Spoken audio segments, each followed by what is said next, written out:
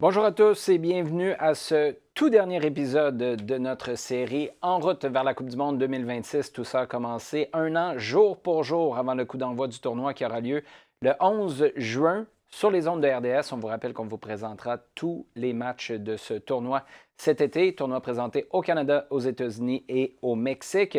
Olivier Brett avec vous en compagnie de Patrice Bernier pour faire un tour d'horizon des joueurs les plus influents pour leur sélection respective. On a une liste assez exhaustive. Va ajouter peut-être une option canadienne à tout ça. La fébrilité commence à embarquer pas pire, Pat? Oui, on n'est pas loin de ce qui se passe. Il reste les matchs préparatoires, puis après ça, bon, on sait, là, ça va être question de temps d'aller. Bon, on a fait nos études de toute façon, mais après ça, les matchs commencent. Puis la réalité que c'est chez nous et qu'il va y avoir les premiers matchs là, au Mexique, puis après ça, à Toronto.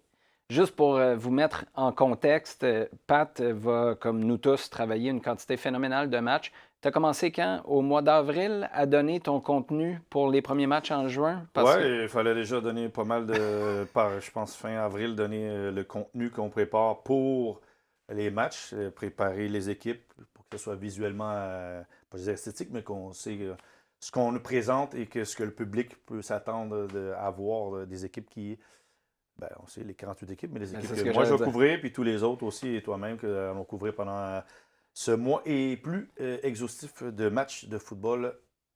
Je pense que c'est 3 semaines sans arrêt. Donc, Oui, exactement. Chose qui habituellement se limite à deux, ouais. avec une petite journée à travers de congés. Tout ça pour vous dire qu'on a toute une couverture à vous présenter, que ça commence très tôt et c'est la réalité d'une Coupe du Monde qui, pour la première fois, a 48 équipes et plus de 100 matchs à présenter, tous sur les ondes de RDS. Euh, Tiens, on va commencer par Lamine Yamal, peut-être. Ouais. Je suis curieux de savoir à quel point. euh, Là, tu vas me dire que c'est un stretch.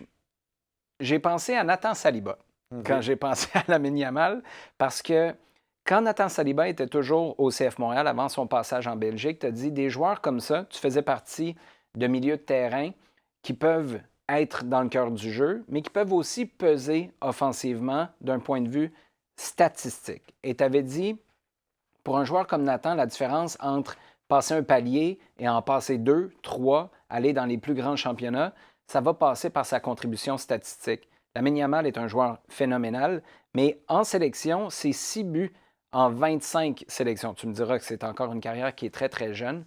Est-ce que c'est un palier à passer ou est-ce que sa capacité à faire jouer les autres fait en sorte qu'on ne se préoccupe pas de ses stats personnelles à lui? Tu sais, c'est drôle qu'on m'a dit ça à un gars qui est quoi, à peine 19 ans, là. Il est encore sur son permis temporaire, je Donc pense, là.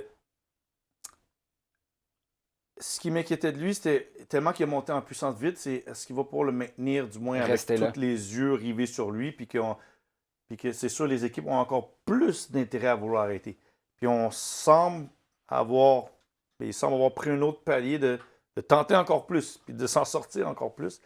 Bien que pour lui, ça va être une première Coupe du Monde. Donc,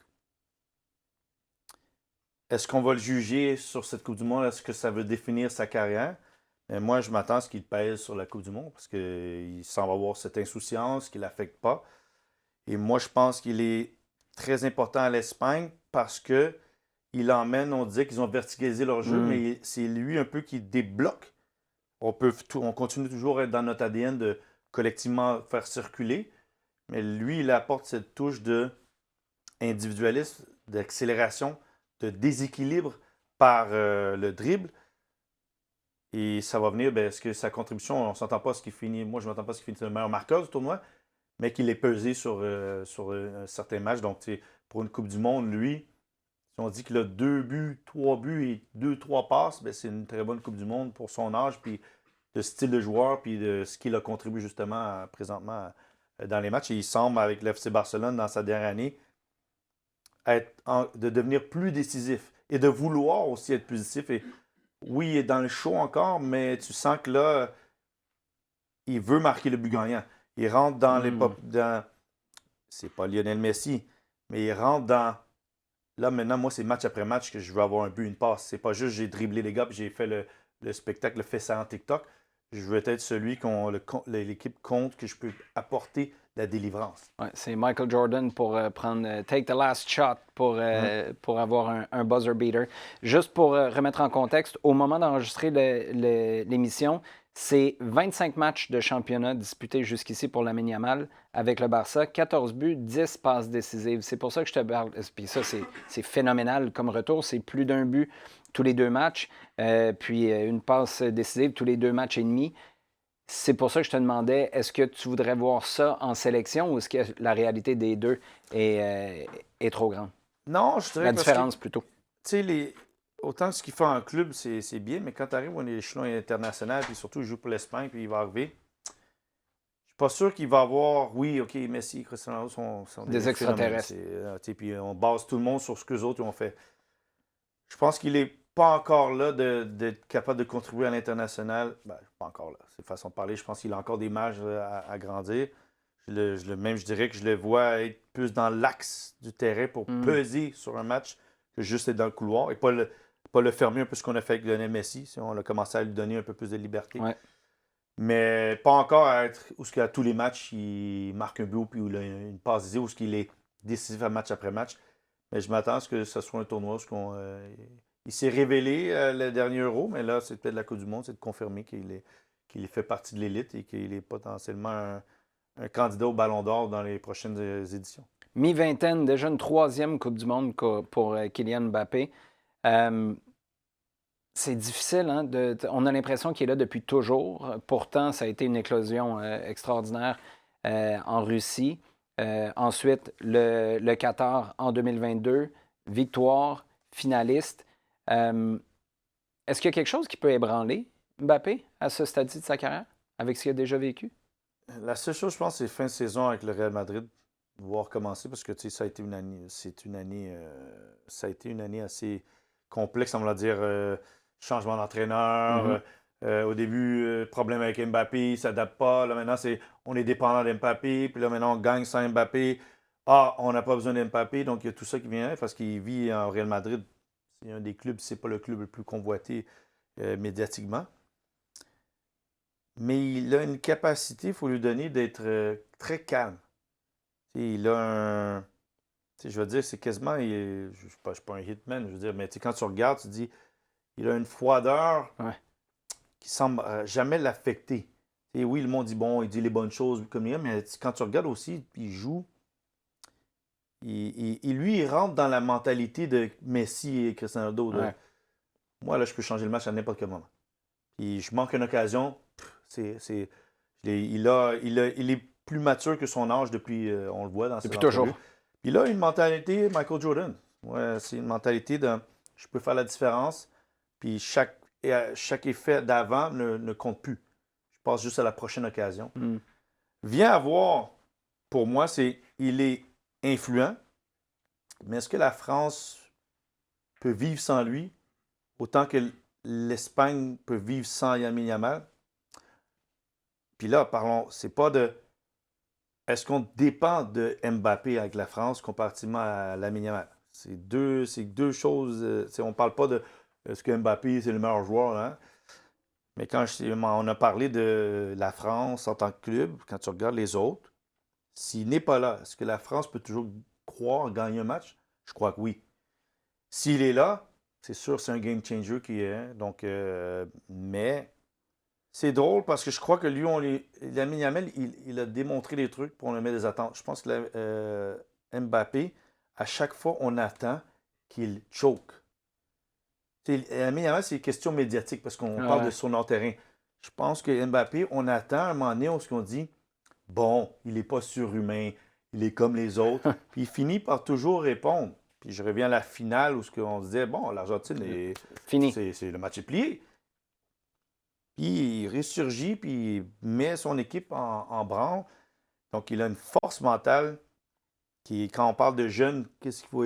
L'exemple, c'est ça qu'on parle de gestion d'émotions. Bien, regardez Mbappé, je me laisse pas aller pour tout ce qui se passe. Puis en plus, hors du terrain, beaucoup de choses se sont produites pour lui. Puis il a quand même été capable de rester répondant. Puis même avec des mini-blessures, toujours rester long. Mais est-ce que la France peut toujours être considérée favorite? Sans lui? Sans lui? Oui. Est-ce que l'Espagne peut toujours être considérée dans les favoris sans Lamine Yamal? Le monde va dire oui, ils l'ont déjà gagné sans. Ouais, mais je pense pas que l'Espagne maintenant Ouais. a besoin. Donc, non, Mbappé, écoute, 27 ans. T'imagines, il a encore. Il devrait, ou s'il n'a pas déjà battu le record pour la France, mais il va éclipser. Puis là, maintenant, lui, c'est le ballon d'or. Autant qu'on dit Messi, c'était la Coupe du Monde. Ouais. La consécration, c'est quand est-ce qu'il va. Qu'est-ce qu'il va lui apporter? Puis peut-être c'est la Coupe du Monde 2026 qui va lui permettre d'avoir. Parce qu'imagine, il joue, puis on lui dit. Je vais donner une question qu'on lui a posée. C'est drôle, hein? Parce qu'on parle à Mbappé. On lui a posé la question, médiatisation française. Ça fait quoi de jouer avec un ballon d'or? Quand tu dis que c'est lui le À meilleur lui qu'on joueur. demande. Et donc, lui, c'est la Coupe du Monde aussi qui va lui faire. À ce statut de sa carrière, parce que oui, il en a gagné, mais à ce statut de la carrière, c'est la Coupe du Monde qui va se sceller être le meilleur joueur de l'année et le meilleur joueur au monde. On va passer à une comparaison d'attaquants dans un instant, mais juste pour conclure sur Kylian Mbappé, d'avoir été loin des projecteurs parisiens, tu vas me dire, tu te rapproches des projecteurs du Real Madrid à Madrid, c'est peut-être pas un échange que tu voudrais faire ou c'est au mieux 4,30 sous pour 1 euro. Est-ce que ça va l'avoir allégé un peu de ce fardeau-là ou est-ce que peu importe, Mbappé s'en irait jouer au Japon puis ce serait la même chose, Ouais, le je même pense poids? qu'il est rendu à un stade que tout ce qu'il fait, prenons l'exemple de son genou. Avant qu'il joue le Mhm. match contre le Brésil, il y a eu, on a détecté, on a testé le mauvais genou.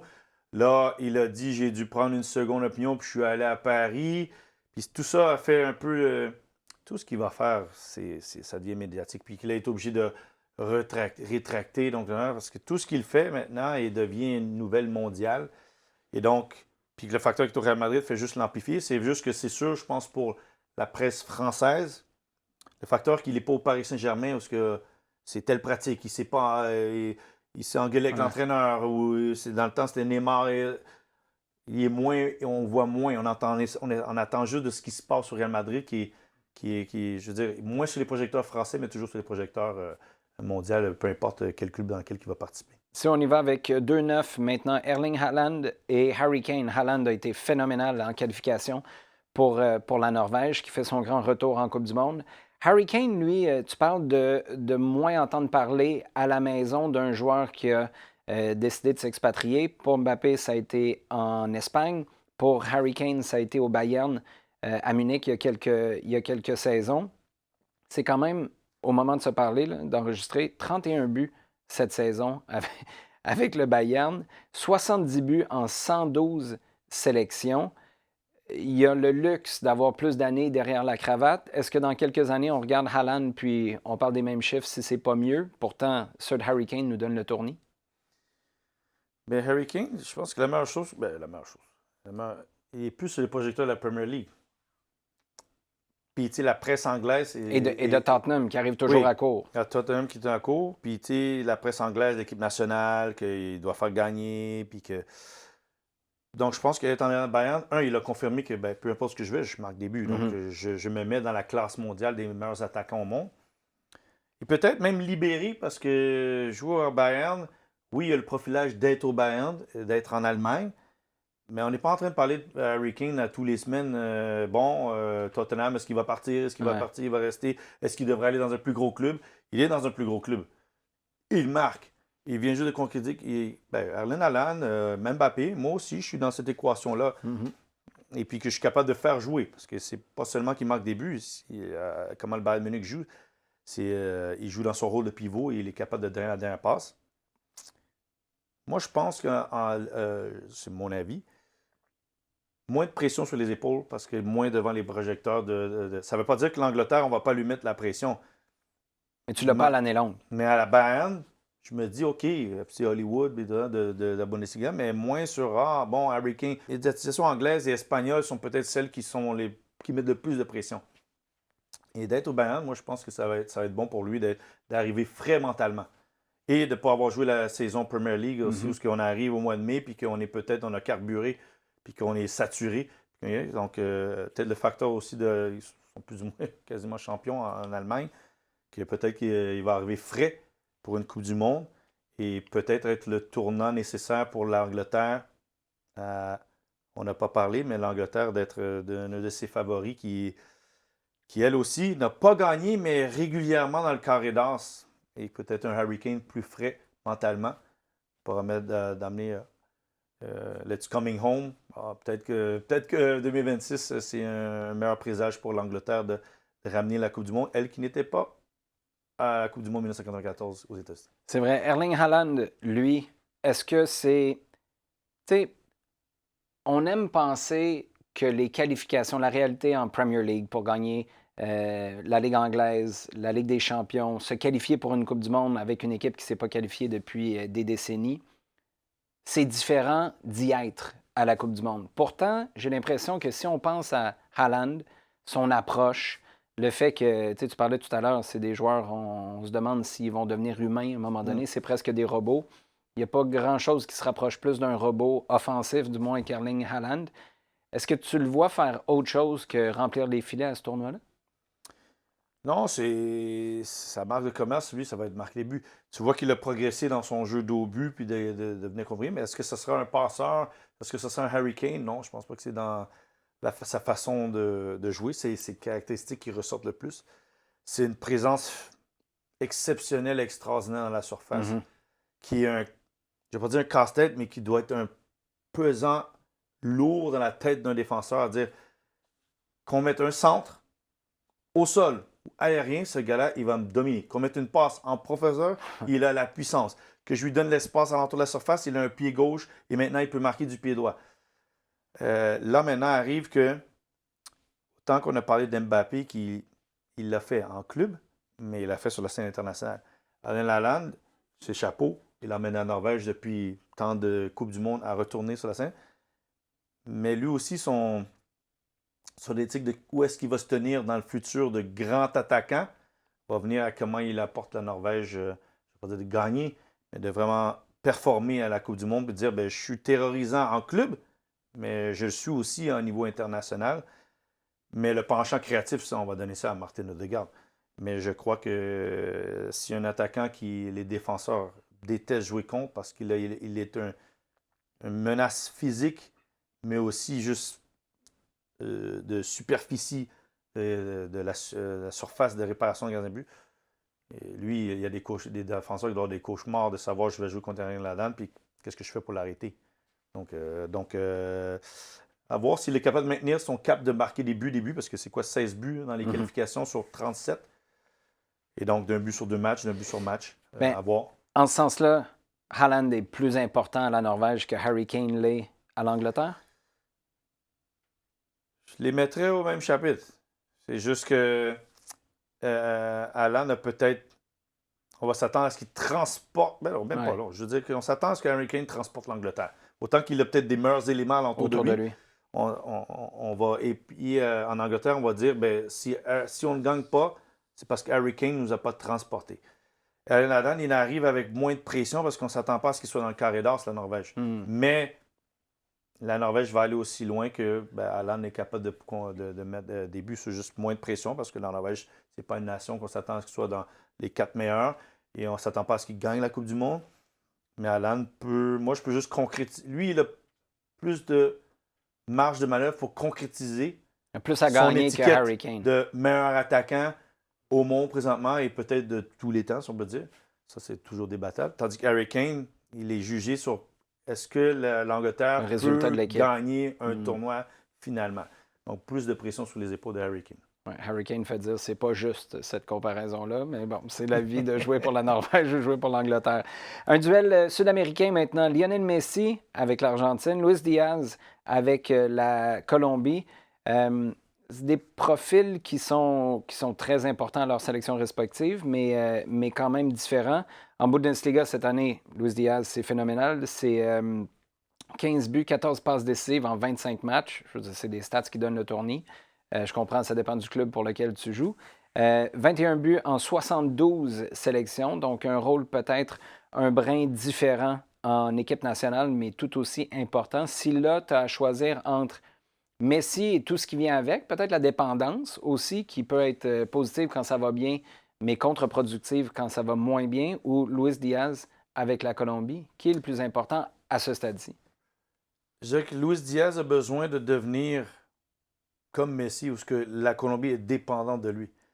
Je crois qu'il a des bonnes performances, mais il n'est pas encore l'homme providentiel. Au point que je pense qu'en Colombie, James est peut-être celui qu'on se dit peut, même s'il est vieillissant, de donner la dernière passe, le coup franc et compagnie. Puis que Luis Diaz a besoin d'être. Là, je ne dis pas ils sont toujours aussi populaires, mais Luis Diaz, il dit est-ce que tu es là au grand rendez-vous? Est-ce que la Colombie, toi, tu portes la Colombie sous tes épaules? Et que c'est plus l'autre qui est là, puis qui est. Donc, filet de vraiment sûreté. devenir la figure de la Colombie. Qu'on passe le flambeau à dire James et Cuadrado et, tout, et compagnie, ou les Valderrama de ce monde, c'est l'équipe de Luis Diaz. Ça, je pense, je ne suis pas sûr encore que Luis Diaz a gagné, je ne vais pas dire dans le cœur des Colombiens, mais gagné dans l'esprit des gens à dire ben, ça passe ou ça casse par lui.